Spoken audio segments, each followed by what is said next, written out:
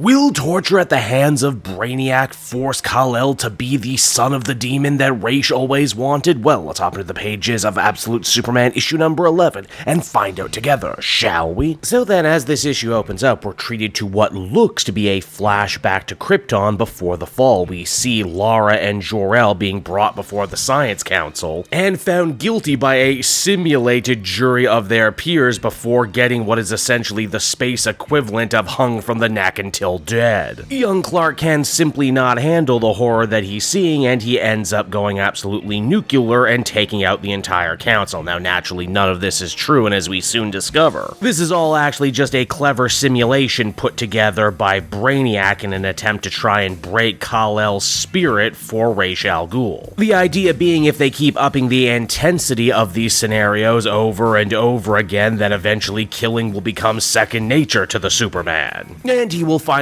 be reborn as the son and heir that Raish, the CEO of Lazarus, always wanted. I mean, hey, he's getting off a little worse than Batman in the main universe, who all Raish wanted him to do was just marry his daughter. And don't worry, the whole issue isn't entirely doom and gloom. In fact, there's actually a lot of fun comedy business between Brainiac and his clone helpers. They talk about how they managed to weaken the Superman by removing him from the rays of the yellow sun, by kidnapping Soul and keeping him in a tank, and even exposing him to the synthetic meteorite from Krypton. One of the clones says, hey, maybe we should call it Kryptonite. That's a pretty fun name, isn't it, huh, Brainiac Prime? Cut out your tongue and put it back in the parts department. Now, back over with Lois and Jimmy, we see that Talia has been coming to their cell every couple hours to mess with them. It took poor Jimmy a minute, but now he's finally come to the horrifying realization that the Omega Men and their entire mission were just another side of Lazarus and the Al Ghul's master plan. Basically, they're accelerationists, make sure that the rich get richer, that the world gets worse, and the poor get angrier and angrier. Eventually, it's all gonna bubble over into bloodshed, and once the smoke clears, Talia and Raish are gonna step on in to rebuild the world in their image and hoard all the resources for themselves and their followers. Surprisingly, though, Talia is actually pretty chill at the idea, though, that she won't actually be Raish's right hand in this scenario, and that the real key to unlocking this plot is turning Superman to their side, something that might not make a lot of sense at first, but will probably make more sense by the time all of this is said and done. Now, in the next hologram scenario, Kal finds himself waking up, and given the opportunity to kill Brainiac this time instead of the Kryptonian Council. At first, it seems like an enraged Superman might just break the green jerk's neck. Only he doesn't. Superman not only shows mercy to his captor, but he even goes a step further by trying to rally the other Brainiac clones, saying that he's seen and heard how they're treated. And he thinks the whole thing is incredibly unfair. They should rise up and join him, and finally taste the sweet fruits of freedom. Again, Superman is such a powerful symbol of hope that he even has clones of Brainiac questioning whether or not they should seize the means of production. Again, pretty damn interesting when we stop and remember Brainiac's origin as a literal worker drone in this universe. Of course, this is just a simulation, though, and none of this is actually happening, though. The same thing happens over and over and over again as Superman continues to refuse the call to violence, so much to the point that the super intelligent Brainiac is slowly but surely starting to lose it with frustration. Oh, but it gets so much better. Superman isn't breaking down, but the actual real Brainiac clones in the real world, after seeing this scenario play out a couple 100,000 times, they begin to actually start questioning Brainiac's leadership for real, and they actually do start to want to overthrow him, leaving the original Brainiac no choice but killing his entire workforce. Obviously, at this point, Brainiac is at one hell of a major crossroads. Try though he might to corrupt Superman, this guy is just so good, so pure, so moral, and so upright despite all the horrible stuff that's happened to him. It looks like Brainiac is going to have to completely change tactics. And hey, speaking of changing tactics, it's at that very moment this Lazarus research facility ends up getting a surprise visit by none other than the legendary Sam Lane. Normally, guests showing up here would be a cause for suspicion, but all the Peacemakers really like Lane, and why shouldn't they? He's the one who actually trained them. And I mean, really, how much damage could an old man with a couple fake legs realistically cause, right? Well, the answer is a hell of a lot, as Lane managed to hide some machine guns in his legs. Yes, that's right, General Sam is here to spring his daughter, and he's willing to risk life and whatever limbs he has left if that means getting the job done. And because Jimmy's in the cell too, and there's a good good chance they could use a human shield, looks like he gets to come along for the ride. Though Lois refuses to leave without Superman, her trust and loyalty to him being absolutely unwavering, even given the extenuating circumstances. The good guys better hurry too, as Brainiac's last-ditch Hail Mary play effort is starting to take effect. One final hologram simulation, this time the grimmest and most horrifying yet, where Kal-El is forced to watch the death of the Kents over and over again before Raish appears to make his devil's deal. Join me on the dark side and together we will transform this world. I truly believe you were always meant to save the world, Superman, but the only way you can save the world is if you are willing to abandon these childish notions about murder. And then of course an enraged Superman ends up killing not only a hollow Raish, but hollow Talia as well when she shows up. Yes, it seems that after so many tries, Brainiac actually did manage to finally hit a nerve. Now back out in the real world, Lois and the others lead a daring rescue attempt to try and get Superman back. Brainiac ends up getting shot through the chest, and poor Sam Lane, for all of his trouble, looks like he suffers some truly fatal injuries along the way. Things are going pretty damn bad in the real world, and in the simulation, they're not doing much better. Kal has the opportunity to speak to hollow versions of Ma and Pa, who he ends up absolutely spilling his heart out to, saying that so many people want so much from him, yet he doesn't even know who he is or what he's supposed to be. Hollow Pa starts off with what at first sounds like a pretty traditional, uplifting, life-affirming little monologue, only for it to take a major dark turn right at the end. See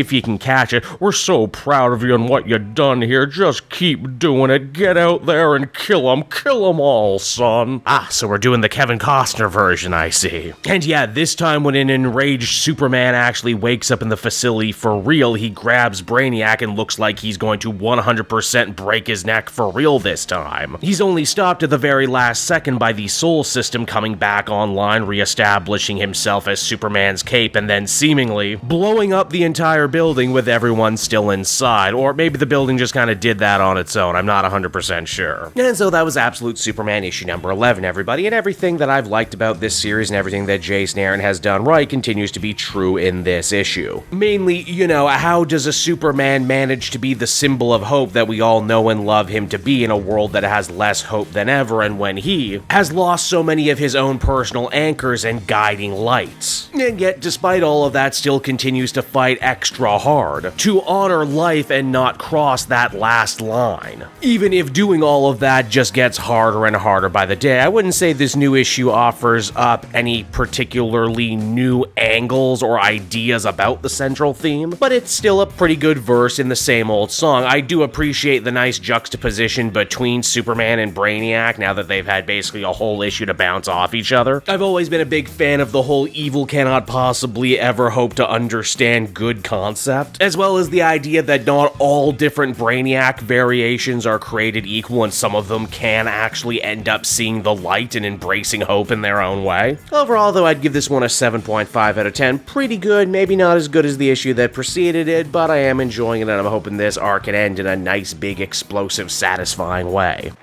Hey there everyone, it's your pal Cape Joel again, and if you're seeing my face right now, that means you watched to the end of the video, and I'll always be grateful for that. Retention helps in this crazy YouTube game, and so does becoming a patron. If you head on down to the description, you can find a link to my Patreon page. Recently just redid all the tiers, a lot of cool stuff offering up there, exclusive commentaries, exclusive polls, behind the scenes concept art for Capes and Quests. That's the brand new D&D show I've started soon. Never been a better time to become a patron. You can become a patron for as little as $1 a month and help the channel grow and, you know, help me continue to deliver content like what you just saw. So I want to thank you all, and I will see you again next time. Bye-bye.